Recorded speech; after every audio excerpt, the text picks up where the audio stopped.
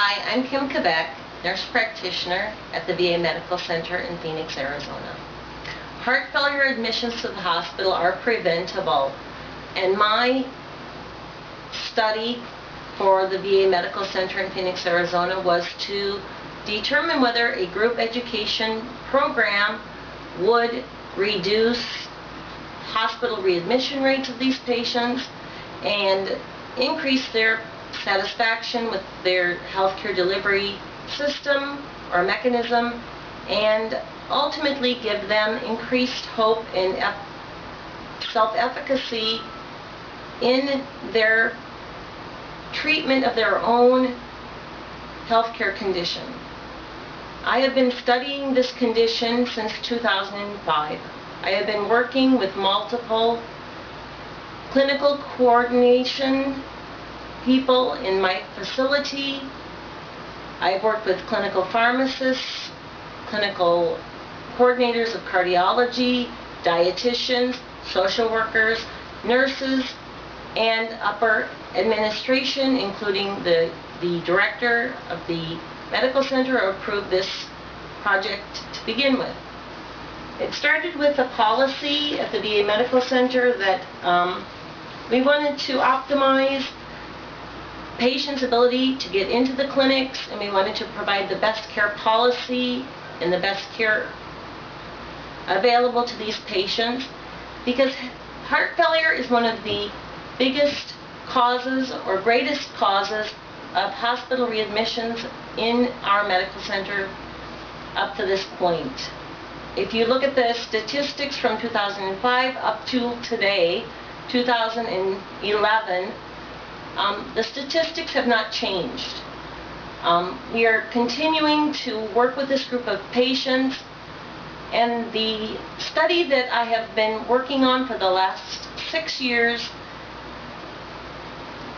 determined that a group education, or any education for these patients for the matter of fact, reduced their readmission to the hospital.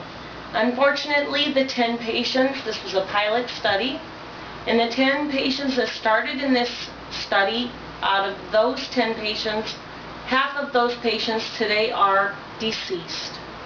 Meaning that in the last 6 years, since 2005, half of the patients died that were enrolled in this clinic. That means half of them still survived. So there's a 50-50 chance or risk that they will die, and a 50% chance that they will live. I'm very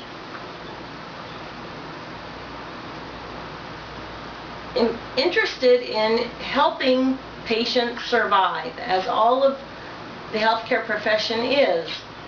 And I have attempted to document via evidence-based practice to implement a good program for my patients that could be disseminated throughout our VA Medical Center, to incorporate into other primary care providers' clinics and help them to reduce death, reduce hospitalizations, and improve patient health overall.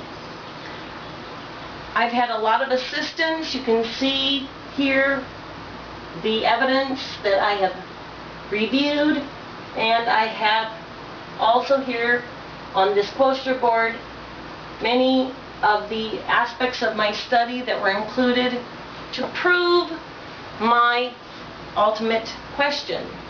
Unfortunately, an EVP project is considered a study at our VA Medical Center.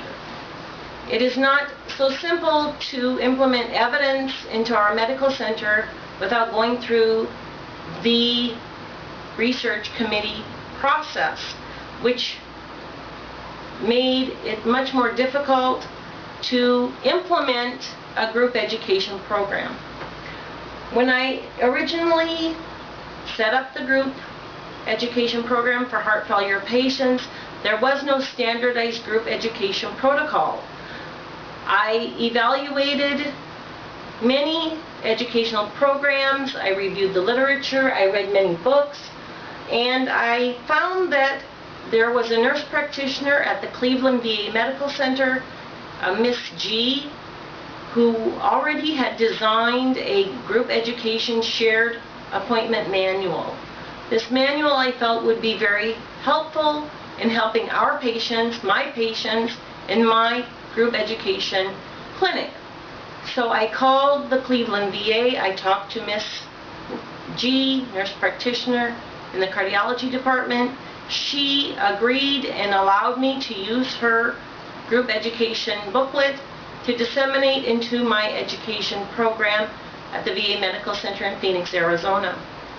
I found that by using this group education program that it increased the patient's satisfaction with their overall health care that they received throughout the program.